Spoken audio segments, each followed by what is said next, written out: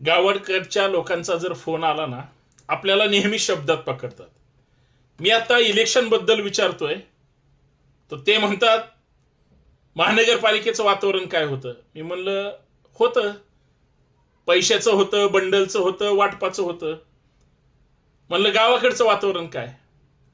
ते म्हणलं गद्दारांचंय, बंडखोरांचंय, स्वार्थी लोकांचंय, फसव्या लोकांचंय आणि गावातल्या एजंटचं सध्या वातावरण जोरात आहे. म्हणलं एजंट तर सगळीकडेच आहेत, गद्दारांना सुद्धा काही कमी नाही, आणि बंडखोरांनी तर इतका उत्मात केला की सहज विकले जातात.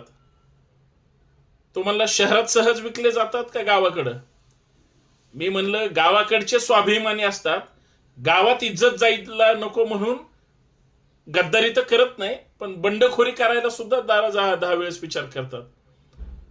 पण जे चापलुसी करतात किंवा जे एजंट्सचं काम करतात ते मात्र गावाकडचे लोक फास्ट असतात.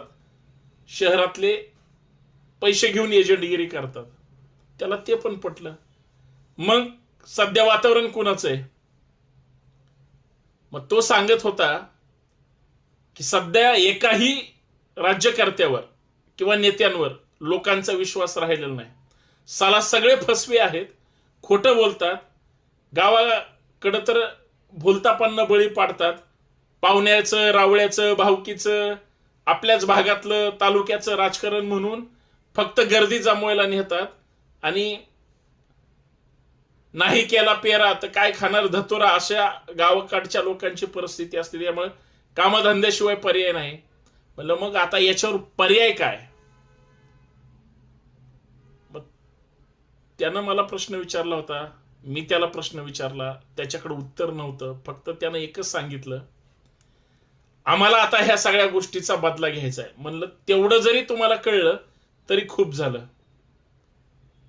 जे तुम्हाला गृहीत धरतात, जे तुमच्या प्रश्नाकडे दुर्लक्ष करतात, जे तुम्हाला न्याय देऊ शकत नाहीत, त्यांना नांगरासकट